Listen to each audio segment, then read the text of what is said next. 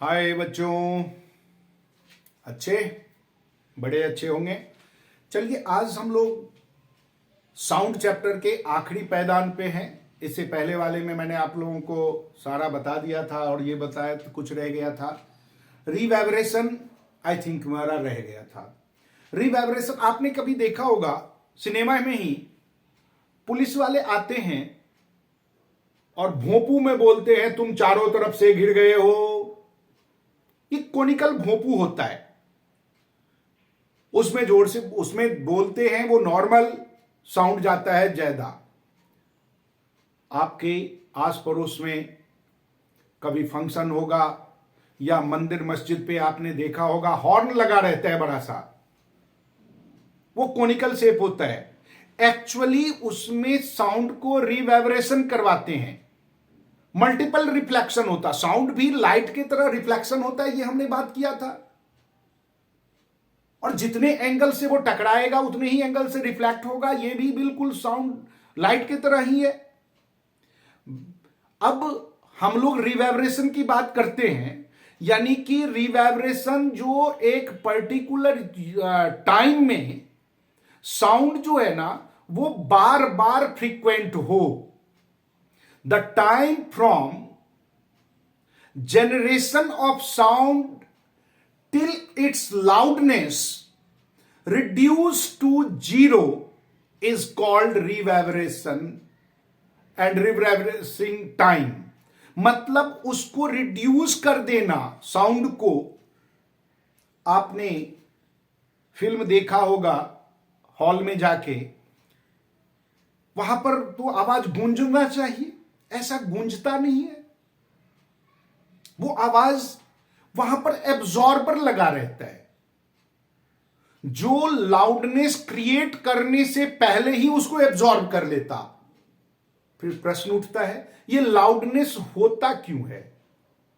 Loudness इसलिए होता क्योंकि रिवाइब्रेशन होता है। वाइब्रेटिंग बॉडी साउंड क्रिएट करता और वो फिर से वाइब्रेट हो जाए, बार बार वाइब्रेशन क्रिएट हो, तो वही रिवाइब्रेशन हो गया। आप लोग उस भोंपू में देखा होगा, या पहले रिक्शा वाले के पास होता था भट, वो जो आइसक्रीम बेचने वाला, वो भी पों पों बजाने वाला लेके आता है।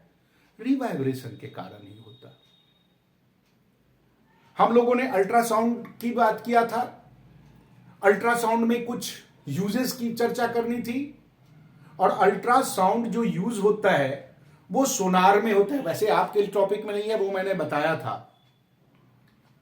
अल्ट्रासाउंड का यूज करके बैट अपने प्रे को कैसे पकड़ता है ये आप जानते हो। बैट में एबिलिटी है कि वो अल्ट्रासोनिक साउंड को भी हियर कर सके, सुन सके, और वो साउंड क्रिएट करता है। वो साउंड जो ही टकराया किसी चीज से, उसका ऑब्स्टिकल का इमेज बैट के ब्रेन में बन गया, उसको पता चल गया ये हमारा शिकार है या खंबा है या बिल्डिंग है, वो पता चल जाता है। सोनार से हम लोग डेप्थ मालूम कर लेते हैं, सबमराइन अंदर है या हिल पोर्शन है, क्या है, वो सब हमें मिल जाता। आज जो हम लोग बात करने जा रहे हैं वो है हमारा ह्यूमन ईयर, जिसके लिए हम लोग साउंड को पढ़ रहे हैं। अगर हमारे पास कान नहीं होता तो हम लोग समझ ही नहीं पाते। ह्यूमन ईयर,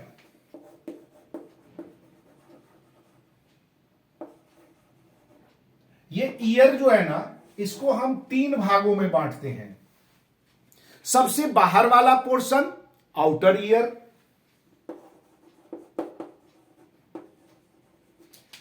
बीच वाला मिडल, क्योंकि मिडल हम किसको कहते हैं, जो बीच में हो,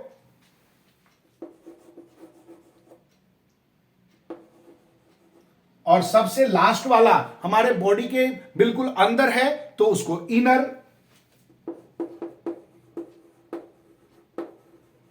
ईयर। अब देखिए आउटर ईयर में आपका क्या होता है। आउटर ईयर जो हमारे बॉडी से बाहर जो हमें दिख रहा है, ये एक आपके हर किसी के बॉडी में देखोगे सिर के ऊपर कान होता है, और ये कान फनल जैसा होता है, फनल लाइक स्ट्रक्चर, जो एक पर्टिकुलर शेप का बना होता। इसको हम लोग क्या कहते हैं, जो एक कैनाल में है जिसको हम कहते हैं पिन्ना, इसके अंदर क्या है आपका पिन्ना। कभी कभी टीचर जी पिन्ना को स्टार्ट करने में यूज करते हैं, इस्तेमाल कर देते हैं, कान खींचते हैं, वो पिन्ना है। ये पिन्ना है। पिन्ना का काम है टू कलेक्ट द साउंड। इसका काम क्या है, ये इसका डिजाइन कुछ इस तरीके से होता पिन्ना का कि वो साउंड जो हमारे सराउंडिंग में क्रिएट हुआ वो कलेक्ट कर लेता है और कलेक्ट करके इसको सीधा एंटर करता है, ट्रांसफर करवाता है किसमें, ईयर ड्रम के लिए। जो लास्ट पार्ट जो होता है हमारे आउटर ईयर का वो होता है ईयर ड्रम। ईयर ड्रम ये लास्ट पार्ट है। बीच में ऑडिटरी कैनाल होता है, नली, जिसके अंदर हमारा साउंड क्रिएट होता। ईयर ड्रम में वाइब्रेशन वैसा ही क्रिएट होता जैसा वाइब्रेशन साउंड जो हमने सुना वो उसमें क्रिएशन है। इसके बाद आता है आपका मिडल ईयर। मिडल ईयर में 3 बोन्स होता। मिडल ईयर में 3 बोन है आपका। बोन नंबर 1 हमर, हैमर। बोन नंबर 2 दूसरे नंबर पे एनविल। बोन नंबर 3 तीसरे नंबर पे स्टीरअप। ये तीनों बोन्स आपस में मिलकर एक लीवर की तरह जुड़ा रहता है। These 3 bones are attached as a lever। और इसमें जो हैमर है वो हमारे ईयर ड्रम के साथ चिपका रहता है, टच में रहता है। जैसे ही हमारा ईयर ड्रम में वाइब्रेशन क्रिएट हुआ साउंड के कारण, हैमर में वाइब्रेशन क्रिएट हो गया। हैमर का वाइब्रेशन क्रिएट हुआ, वो पहुंचा दिया एनविल में, वाइब्रेशन क्रिएट हुआ। एनविल स्टीरअप में वाइब्रेशन क्रिएट किया।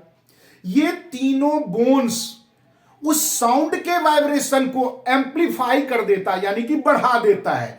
वैसे ही फ्रीक्वेंसी में, ऐसा नहीं कि हम बोल कुछ और रहे हैं और वो सुना देगा कुछ और।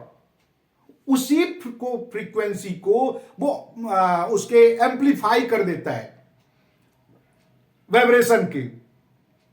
और एम्पलीफाई करने के बाद ये जो एम्पलीफाइड वाइब्रेशन हुआ वो पहुंचता है इनर में।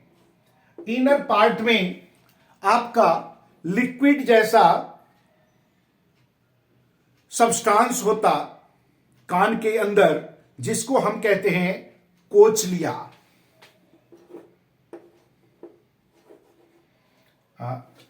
कोचलिया, यस, कोचलिया। ये कोचलिया जो है ना, ई ए है, ये बी नहीं है, ई है। ये कोचलिया लिक्विड है और इसके अंदर ये जो आपका स्टीरअप है, इसका एम्पलीफाइड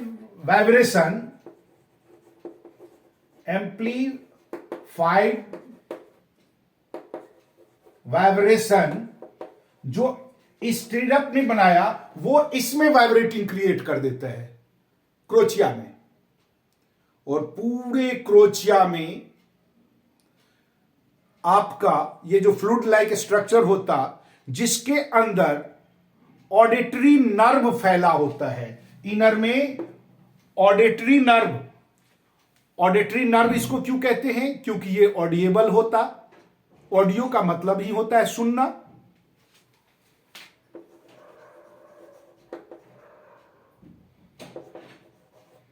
ऑडिटरी नर्व, और ये ऑडिटरी नर्व हमारे सीधे ब्रेन से जुड़ा होता है, आपको ट्रांसफर करके ब्रेन में आ जाता, हमें आवाज साउंड सुनाई देने लगता है। ये जो ऑडिटरी नर्व है, आप लोग ने गौर किया या नहीं किया, नहीं किया तो अब करना। हर एक बच्चे के पास ईयरफोन होता है। और कान में ईयरफोन लगा के गाना सुनना बहुत आनंद देता होगा। बेटा जी, कान में ईयरफोन डालिएगा, गाना सुनाइएगा। दूसरों को तो सुनाएंगे नहीं, खुद को सुनाएंगे, अपने ब्रेन को सुनाइएगा। आपको वॉच क्या करना है कि ईयरफोन जब दोनों कान में डाला तो साउंड आपको कहां महसूस होता है, ब्रेन के किस पोर्शन में आपको एहसास होता है कि यहां साउंड क्रिएट हो रहा है।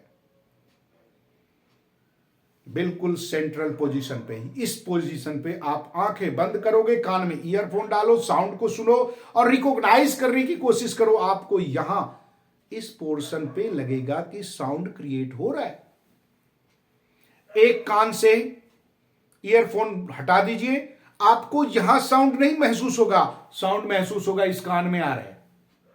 इसको निकालिए, इसको डालिए, इस कान में लग रहा है, दोनों को डालिए, ब्रेन को लग रहा है। ये आप लोग कोशिश करके देखिएगा, पता चलेगा। यानी कि जो दोनों ईयर से जो साउंड ऑडिटरी नर्व है वो ब्रेन के इस सेक्शन में मिला होता है, इस सेक्शन को जो हमारे लिए सुनने के लिए ये सेक्शन ब्रेन का निर्धारित है। एक विशुद्ध हिंदी बोला तो आपको महसूस हो जाएगा। हम लोग अगले क्लास में 10th में जब आएंगे तो ब्रेन के बारे में भी पढ़ेंगे, कैसे सेक्शन में बटा हुआ है, उसकी चर्चा करेंगे। जंप करना है इस क्लास को, फाइनल पेपर को क्रॉस करना है, तोड़ना है और फिर निकलना है। तब तक आपके इस साथ में निकलने के लिए मैंने 12 चैप्टर कंप्लीट हो गया। अगले वीडियो में अगले चैप्टर से आएंगे, वही चैप्टर लेके आएंगे जो आप कमेंट बॉक्स में लिखोगे, चाहे वो वर्क एंड एनर्जी हो, चाहे वो जो भी चैप्टर अकॉर्डिंग टू यू। तो फिर तब इसके लिए आपको लाइक, सब्सक्राइब और कमेंट जरूर करना है। मिलते हैं अगले वीडियो में। बाय।